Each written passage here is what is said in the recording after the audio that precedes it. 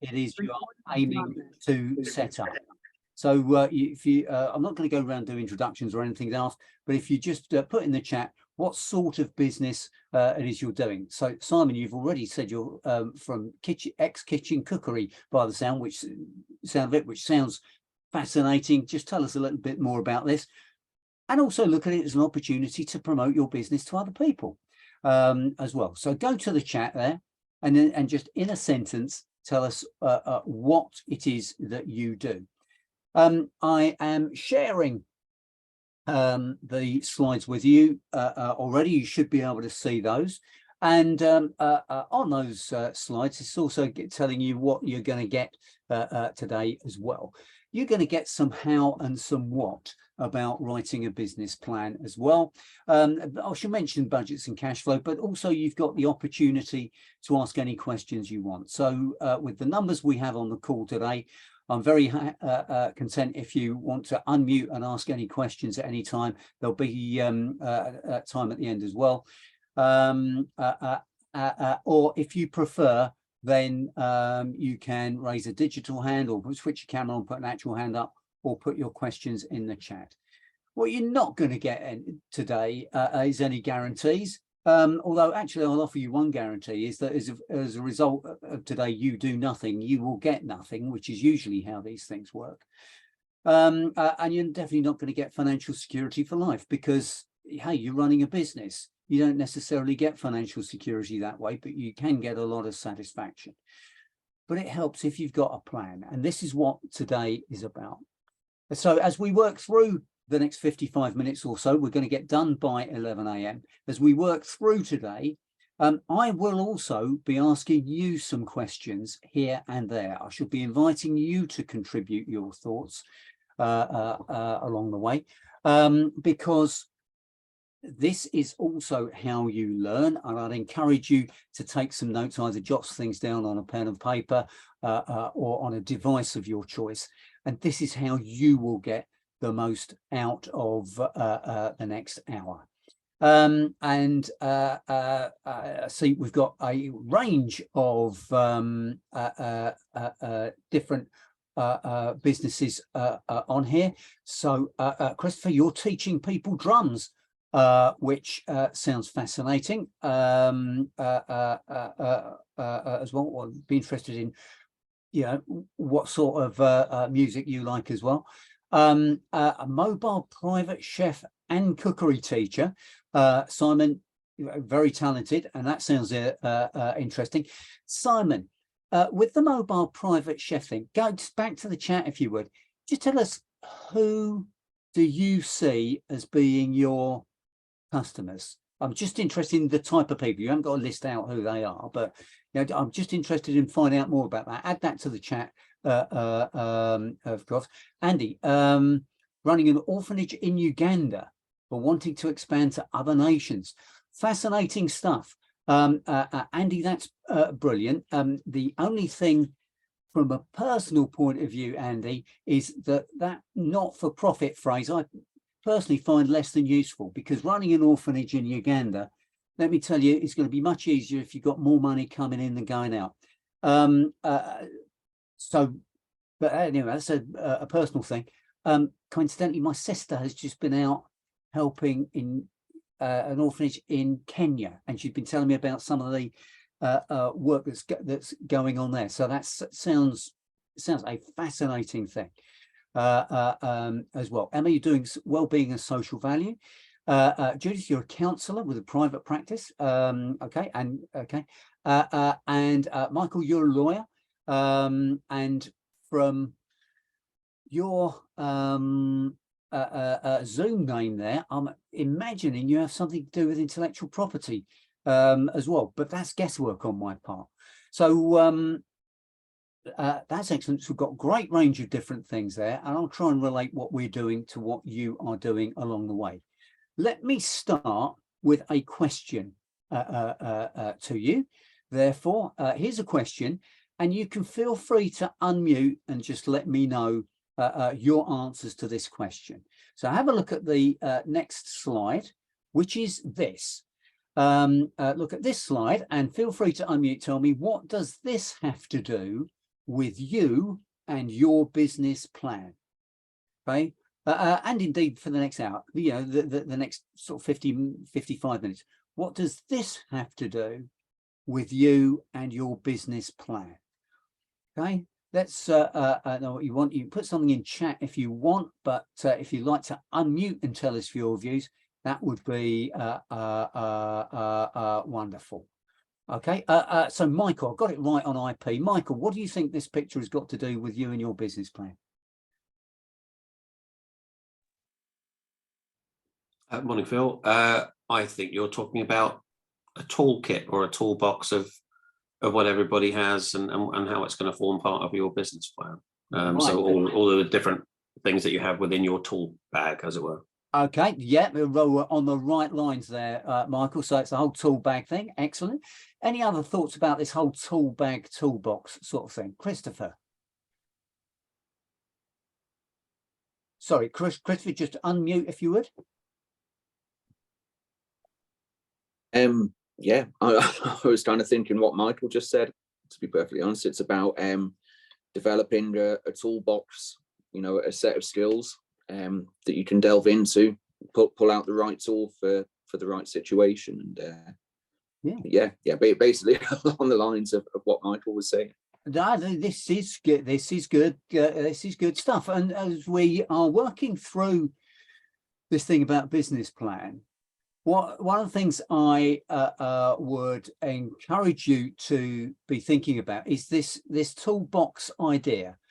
And there's a couple of reasons for that I want to start off with getting everyone in the idea of this as a toolbox. The first thing, as Michael and Christopher have said, and indeed, if there's any other contributions, let me know.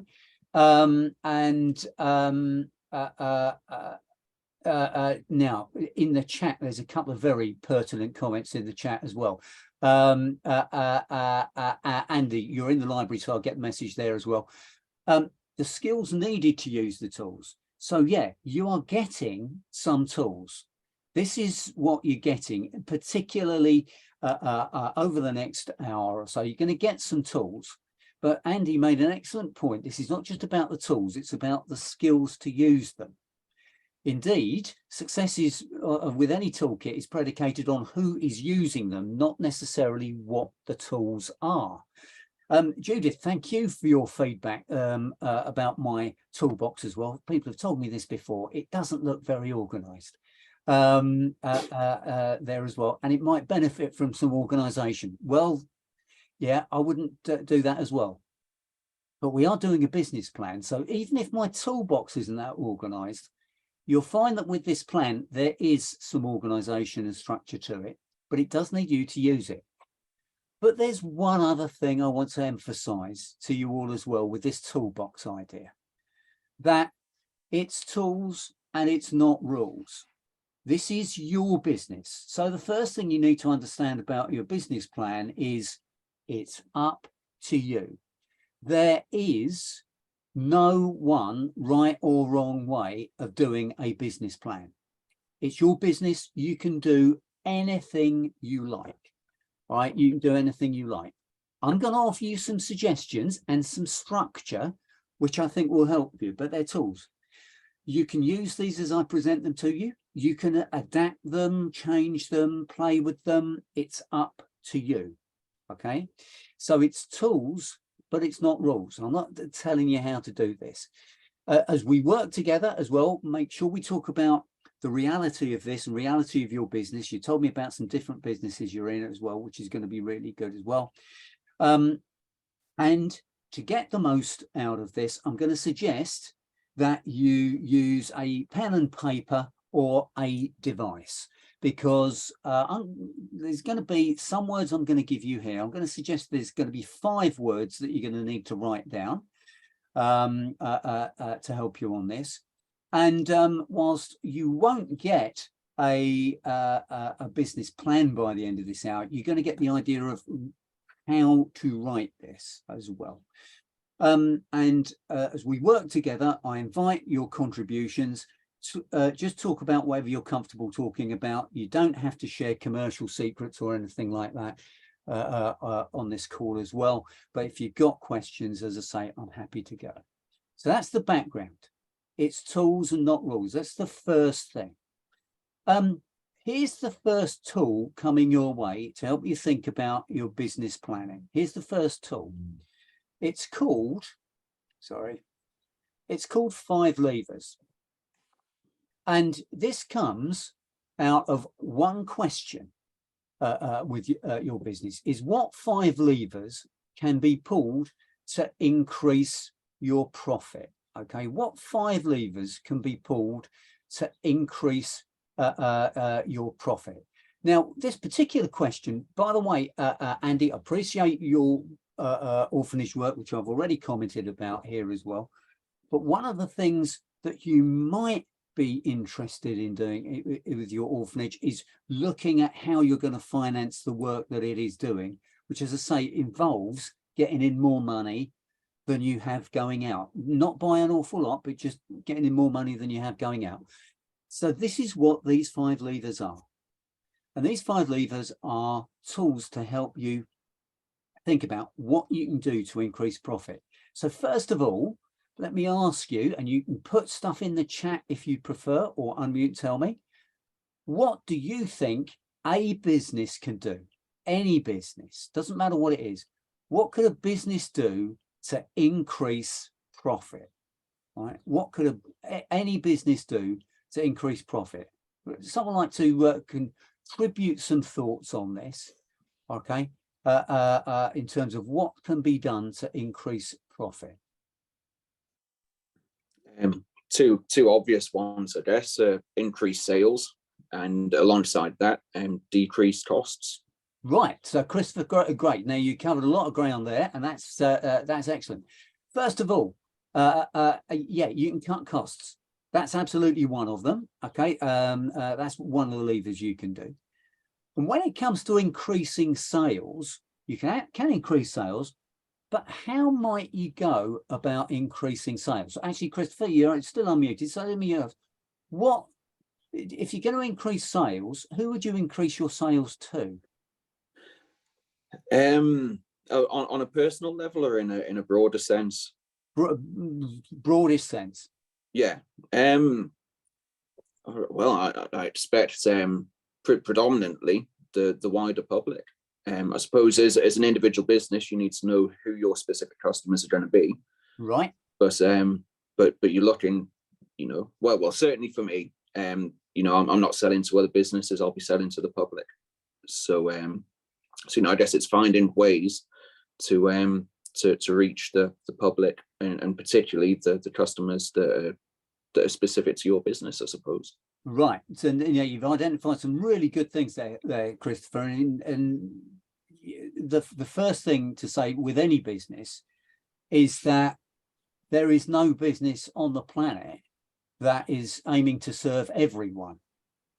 Okay? I mean, even if you look at the largest businesses in the world, no one is aiming to serve, you know, all 8 or 9 billion of us, however many there are. On the planet. We've all got target customers. But in terms of the levers to increase profit, and Christopher, your comments here are very good. I'm going to suggest the first couple of levers is that, first of all, you can do some sales to your existing customers.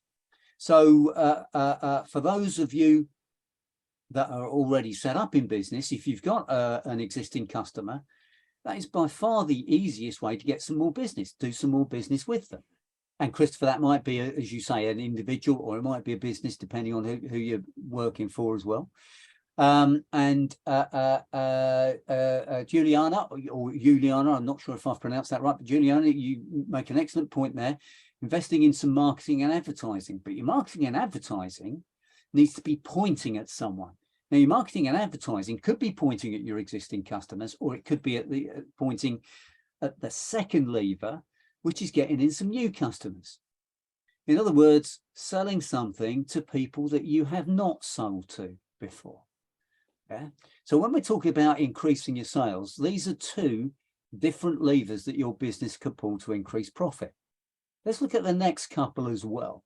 The third one would be to introduce some new products. I've used the word product here. I'm using it interchangeably with the word service for those of you that are offering a service. That when we're talking about this, so Judith, for example, yours is a service, I think, more than a product, but it's the same thing, is what else could you offer to the people that you're already serving, all right, in terms of new products as well. The fourth lever you can pull to increase your profit, if you needed to, is increase your profit margins. To do this does not necessarily mean that you have to turn into Shell, for example. I'm just picking something from the headlines this morning. You may have seen that Shell have apparently, I haven't looked at the figures in detail, but apparently been increasing their profit margins. They've got, I believe, record quarterly profits this morning. Just if you increase your margins doesn't necessarily turn you into Shell, but it might make you more profitable. And if you're profitable, that's what enables you to continue doing the work that you are doing. So you can increase your profit margins. The fifth lever, Christopher has already identified for us. It's you can cut costs. Now, for any organization, if you're going to increase profit, here's the news. These are the 5 ways that you can do it. There aren't any others. Whatever other ideas or possibilities you've got, they're all going to fit under one of or more of these levers, okay?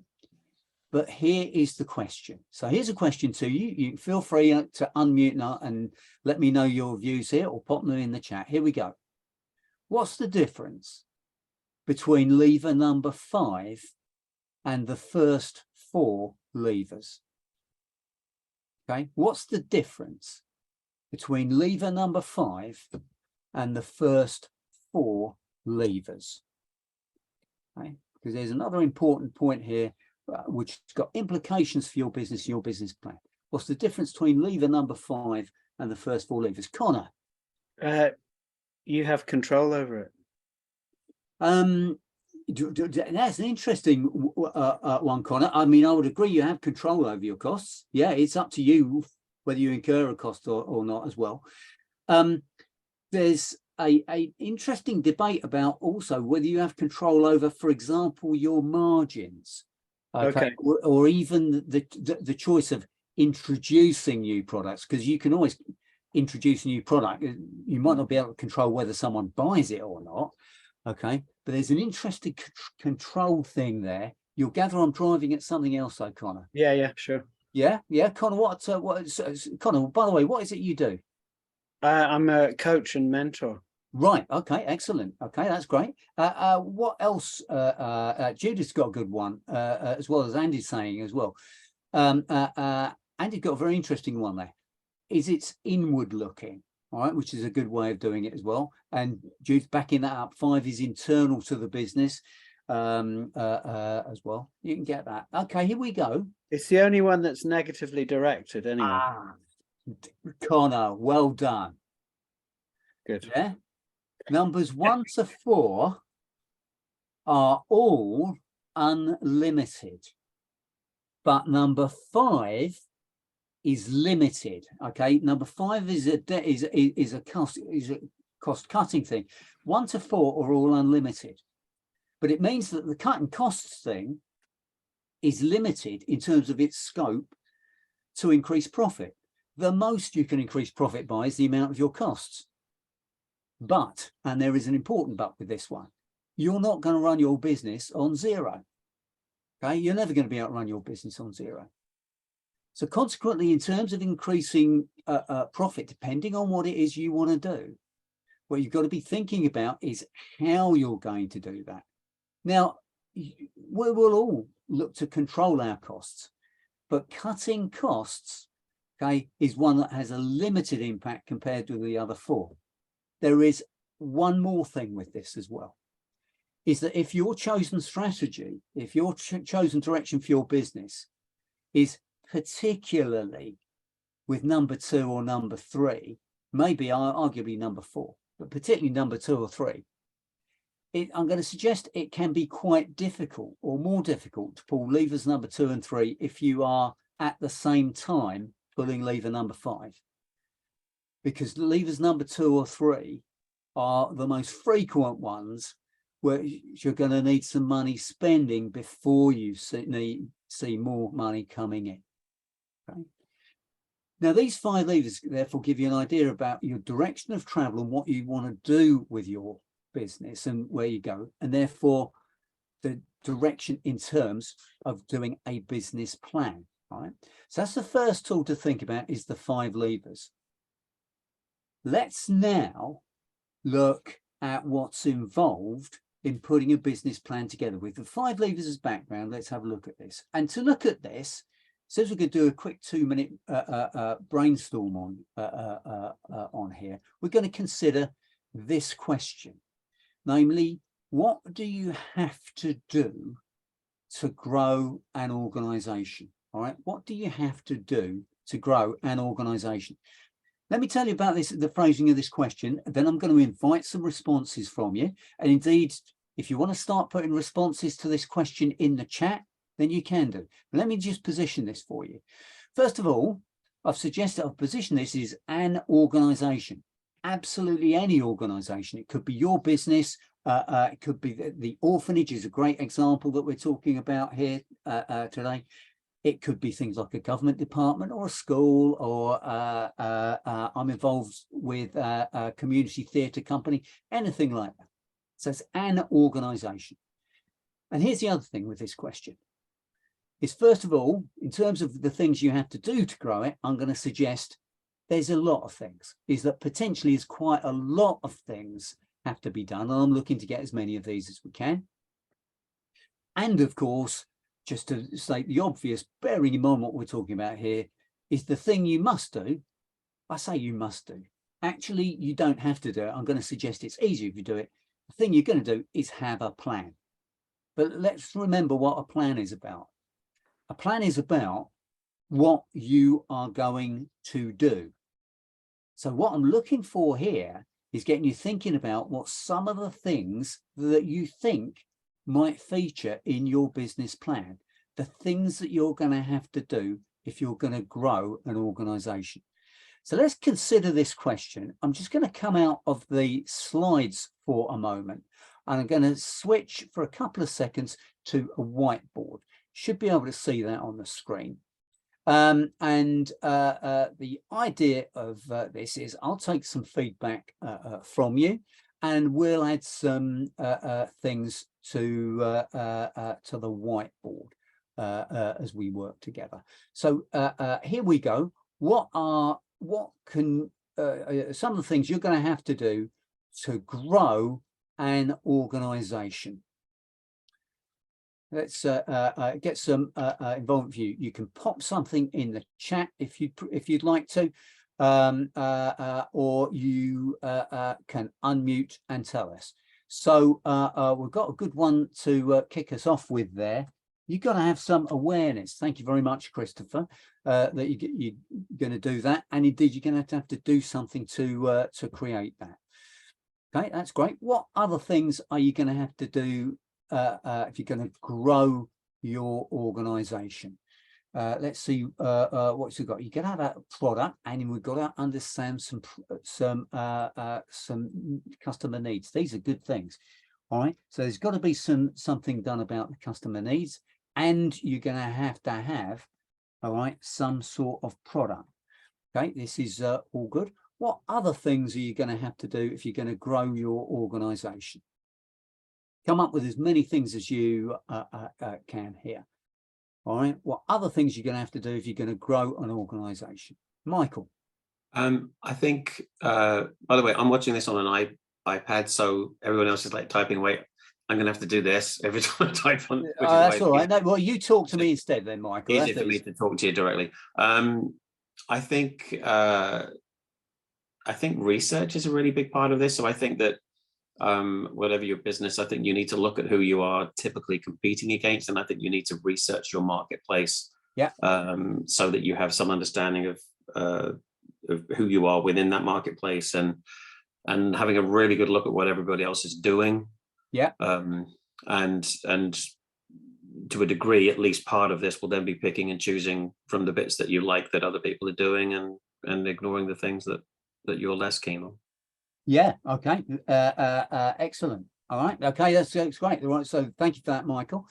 Thank you too for the other things that are coming in the chat here as well. Got some great comments there, Andy, about bringing in some people to fill any skills gap. There's going to be skills gaps. Okay, let me tell you first is that you know, even if you are planning just to work on your own in your own business as well, you probably won't have enough skills to do everything. And we've got some other great comments there as well about some industry developments, right? And keeping adapting and innovating there. Right, so a good one there, Christopher. Thank you very much indeed for that.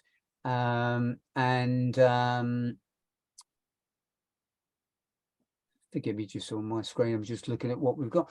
You're going to need to. There's the whole thing of, as Emma's said there, about how you communicate your wins.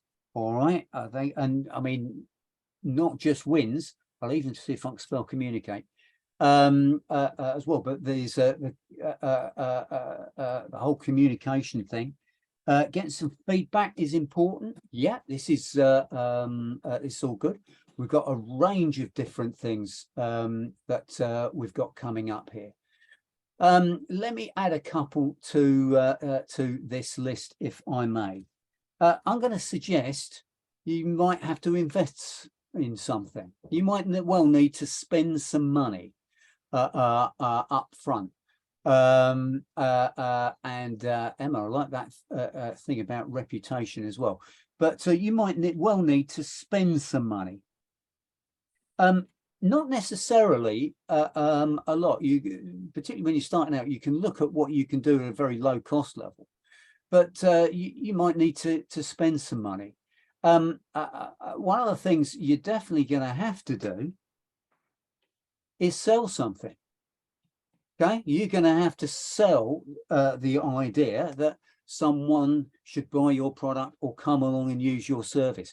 Even something like a counselling service, okay, does in effect have to be sold. You have to enable people to realize that that's going to help them, and that's what I call sales. So we've got all sorts of things. The other thing I'm going to reiterate here, which I've said already, is I'm going to suggest that your business will be better off and will be able to help more people if you got more money coming in than going out. This is what I've called profit in very high terms as well. Now, look, I haven't got everything we're going to do. Let's just use the things on the whiteboard here. And let me point out something about this whiteboard is that I've been collecting things. And here's some of there's 4 of the 5 keywords I'm going to suggest you write down. Is that if your business is going to be successful, it's got to be successful in the eyes of its customers. Okay, your customers. This is where all the things we got about awareness, needs, product research, feedback, reputation, and selling, all of those I put under that heading. Okay. Also, if your organization is going to be successful, it's only going to be successful through people. And under that word people, that is you yourselves, those of you that are running your own businesses. And if you are running your own business, I'm going to suggest to you that if you are going to grow, and indeed, even if you're going to survive, you are unlikely to do it if you do everything yourself.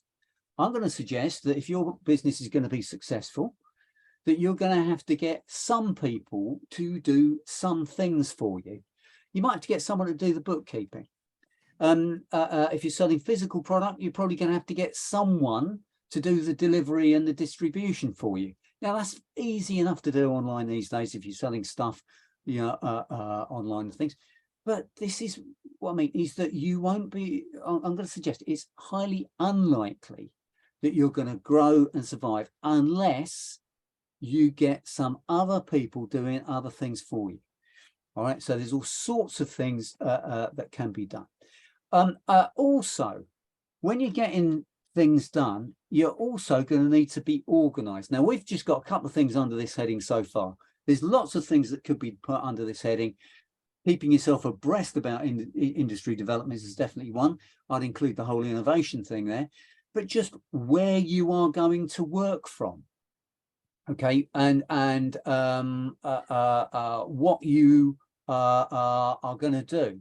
The whole location thing I put in there as well. So we've got there's also your processes, right? How you are organized is going to be important, and then how you are going to work financially. All right.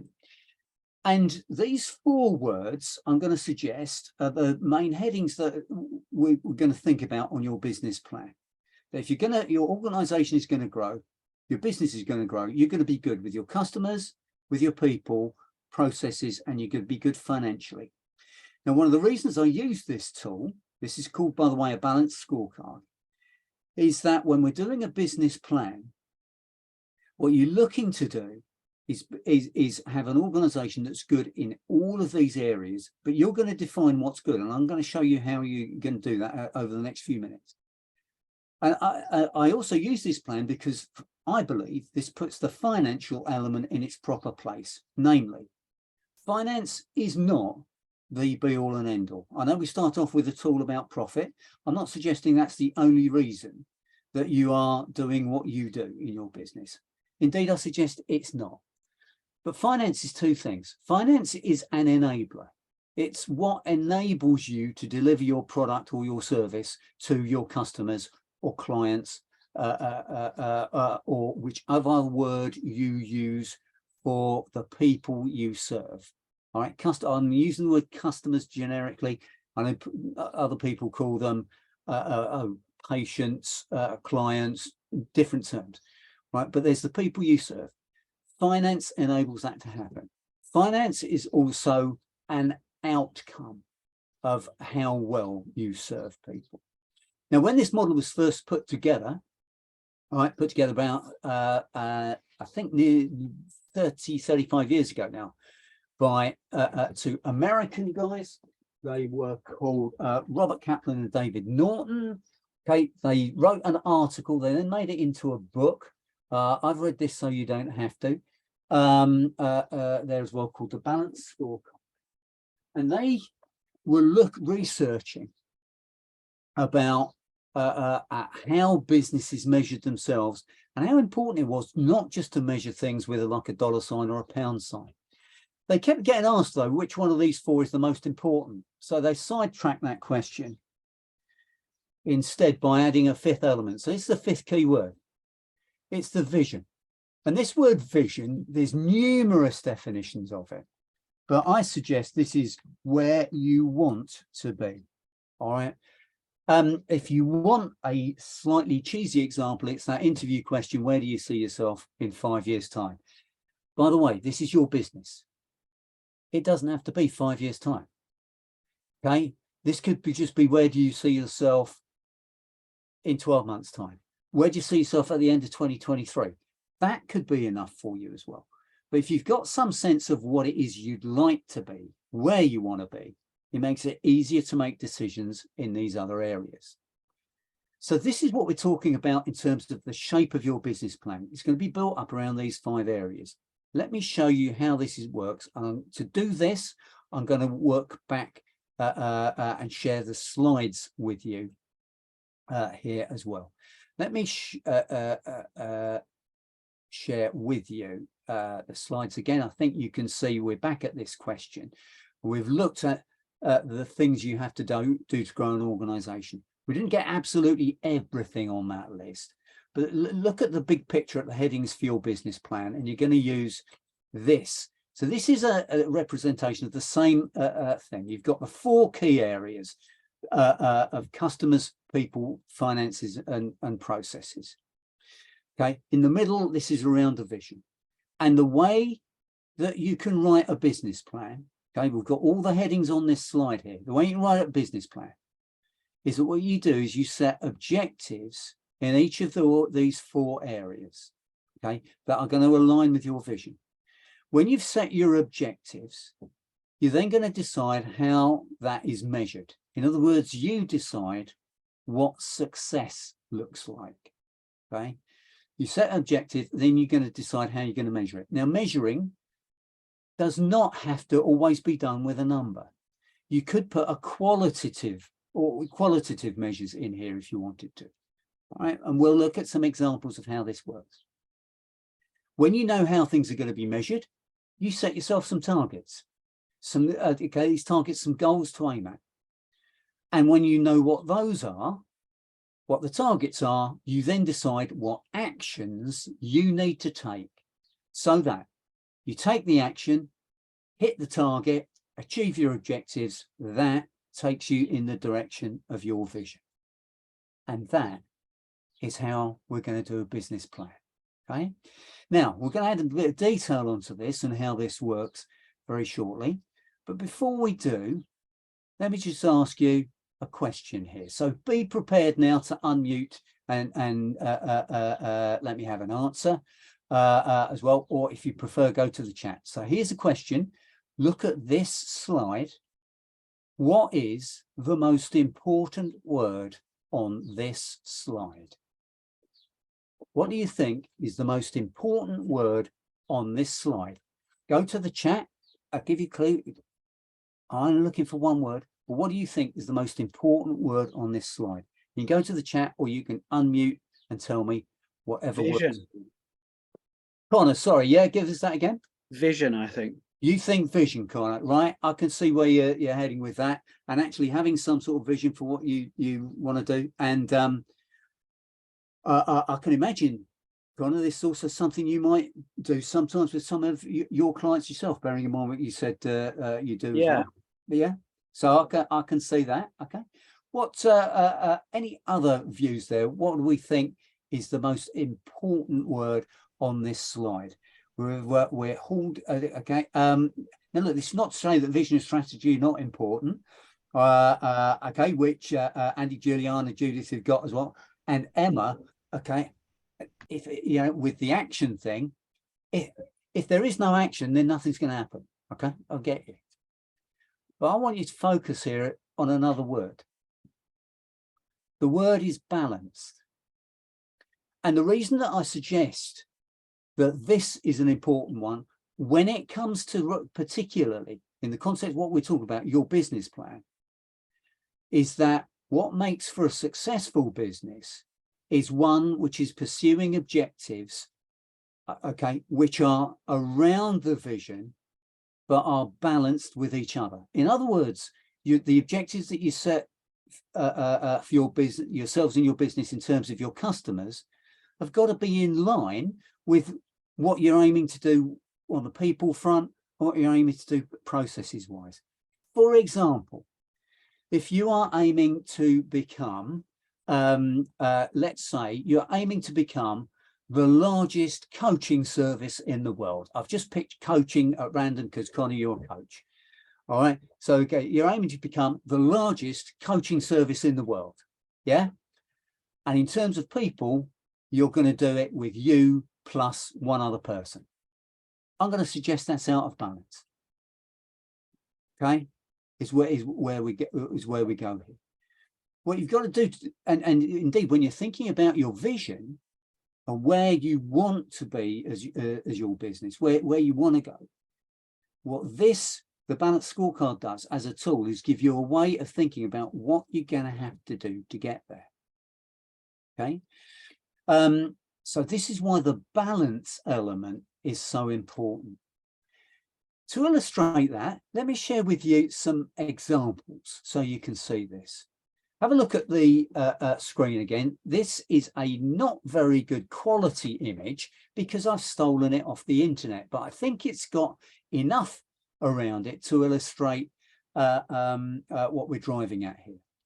Firstly, the organization that uses this doesn't call it a balanced scorecard, but it is, and that's what they use. They actually call it their steering wheel. and they've used it as a tool.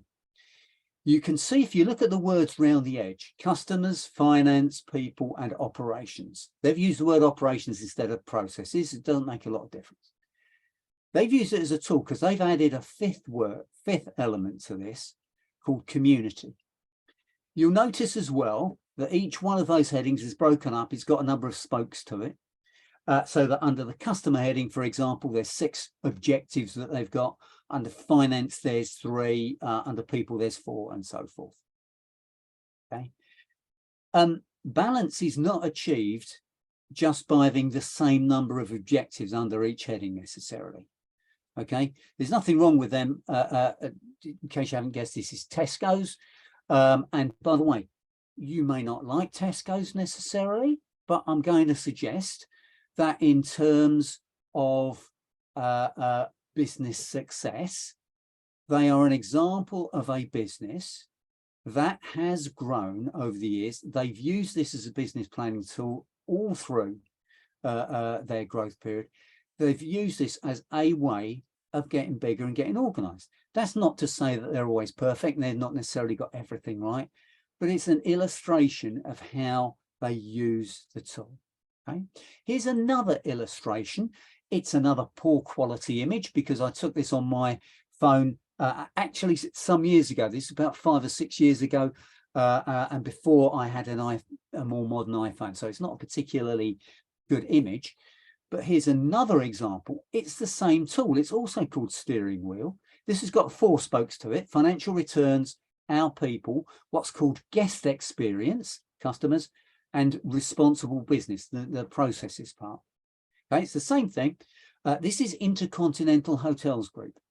Intercontinental Hotels Group run the hotel franchises for Holiday Inn hotels, Crown Plaza hotels, and 10, I think it's 10 or 12 other hotel brands. You can see that they've got those 4 areas around their steering wheel built around a vision, great hotels that guests love. Okay, they've got 4 objectives under most of them. They've got 3 objectives under the guest experience bit as well. Okay, and those objectives, they're in balance and they're aligned with one another. Okay, it's not just the number of objectives that they have. Let's look now at the bit in the middle. Okay, let's look at the vision. Here is an example of vision, and I'd stress this is an example. You do not have to aspire to be this if you do not wish to. This is just an example of an organizational vision, and you can see this is the Coca-Cola Corporation. Their vision, they've got their purpose to refresh the world and make a difference, and their vision to craft the brands and choice of drinks that people love to refresh them in body and spirit. That's what they're aiming to do as well. I actually prefer, if you look at the bottom of this slide, their vision from the 1980s and 1990s. We want to put a Coke within an arm's reach of everyone. Okay, we want to put a Coke within an arm's reach of everyone.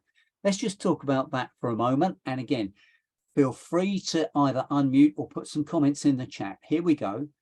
What have Coca-Cola done to put a Coke within an arm's reach of everyone? Okay, what have Coca-Cola done to put a Coke within an arm's reach of everyone? Unmute and give us some examples or put something in the chat. They've linked with partners like McDonald's, and then so they've created products that you can get yourself, but then also in every kind of fast food restaurant. Right, excellent one there, Emma. All right, they've done in fact they've done a phenomenal job there.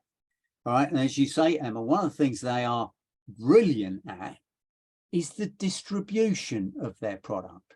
So they've established some relationships with the partners. Yeah, that might be under the people kind of thing there. They've got some great partnerships going, as you've said, but they're also great at distribution. So that, you know, if you want a Coke in McDonald's, then it's going to be like in draft and stuff like that. But if you're going to a shop or a vending machine, it's going to come in a bottle or a can or something. Or indeed, you might even be able to get a bottle with your name on it. All right, and things like that. Yeah. Okay, that's a great example, Emma. What else have Coca-Cola done to put a Coke within an arm's reach of everyone? Christopher? They're massive on marketing, and and certainly, you know, I guess it becomes sort of synonymous with certain things. Certainly, I remember as a kid the Coca-Cola adverts at Christmas time and stuff.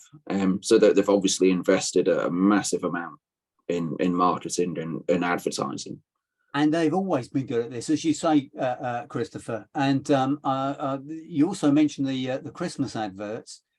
From the research I've done, apparently the reason that in the UK Father Christmas is dressed in red and white goes back to the start of their Christmas advertising campaigns in 1910, as far as I can establish. All right, that's how good they are at marketing. Okay, that's how good they are at marketing. Up till that time, Father Christmas was dressed in green, I understand. But in US and UK and indeed other markets, right, Father Christmas now dressed in red and white is the Coca-Cola influence. That's how good they are. Excellent. What else have Coca-Cola done to put Coke within an arm's reach of everyone? So one thing is that they've actually, I don't know if Coke specifically did this, but they've made the chiller cabinets without doors, which they found out that people access, the easier the access, the more sales they were making. Yeah. Now the whole Coca-Cola and chiller cabinet thing, Connor, you highlight well there. But that combines a number of things: the easy access, as you've said, but also the distribution, because you get chiller cabinets and stuff everywhere, and the excellence at marketing. Yeah. All right. So there's some great things. Let me add in some other things here as well. It's all of the things that you've mentioned in here. And Giuliani, you mentioned an excellent point there about pricing, by the way. Let me just cover this in terms of pricing. Some places Coca-Cola is cheaper than water. Okay. But you can also, if you know the right places to go, Coca-Cola is one of those products that works where it's expensive as well. So you can pay 25 quid for a Coke if you know which hotels to go to in London, because they have a minimum cover charge. So Coke works as a 25 quid drink as well as some places. The Dorchester, I understand. Rob doesn't take me there that often, but you know, so Coke works actually multiple price points. I take the point you, Giuliano, you made in the chat. Coke works at multiple price points, but here's the thing: it's not just Coke. Coca-Cola globally are, I believe, number 3 in bottled water around the world, with brands like Dasani, which was a failure in the UK but lives on elsewhere in Europe. I work in the Middle East, sometimes in like UAE, Saudi Arabia, Oman. Okay, there's a brand out there called Arwa, which is huge in bottled water. So globally, Coca-Cola number 3 in bottled water. Globally, they are number 2 or number 3 in fruit juices as well, with particularly a US brand called Minute Maid. In the UK, they own 95% of Innocent Smoothies. And then 4 years ago, they also made their move into the coffee market. They bought Costa. So if you're having a Costa, actually, it's another way of having a Coke within arm's reach of everyone. Now, look, I just give you that as an example of how, if you're clear about the vision, it helps direct the way things go. So with this in mind, let's get into how you do your business plan. And there's a question here, right, for you not necessarily to answer now, but to be thinking about before our next time together, which is coming up in a couple of weeks or so, right? Because this on writing the business plan is in 2 parts. What's your mission? But in terms of a business plan, this is the slide to have a think about. And this is what we're going to work on now. I'm going to give you a minute now to think about. If you want to get your business plan onto one sheet of paper, this is the slide to do it with. Okay. By the way, you do not have to have your business plan necessarily on one sheet of paper. There's no rule that say you can do that. Some of the people I work with use 4 sheets of paper, 1 for each of the 4 areas of the balanced scorecard. Firstly, they're clear about what's their mission, what's their vision, where do they want to be. But then this is a format for your business plan. All right, this is a format for your business plan. Okay, and this is what I'm going to give you a moment or two to think about on this. Is that what you do for each of these 4 areas is set yourself some objectives, decide how they're going to be measured, and then set some targets. Let me just show you some examples of how this might work. Could I emphasize here, I'm going to share with you some objectives. These are examples. They may not fit with all of what you want to do. You will choose your own objectives. These are just some examples. One of the objectives that you might set yourself is to get more customers. That could be an objective that you want to set for yourself. And depending on where your vision is, that might work. Another objective under the people sort of thing, particularly if you are just setting out, is you might want to get better at delegating. You might want to be thinking about where your skills are going to be best targeted, bearing in mind, whatever you do, you're only going to have 24 hours in a day. And indeed, I don't suggest you spend all 24 working either. All right, you'll find you won't be that effective if you do. But if your business is going to grow, you're going to have to get other people to do some things. Okay, so you could want to be better at delegating.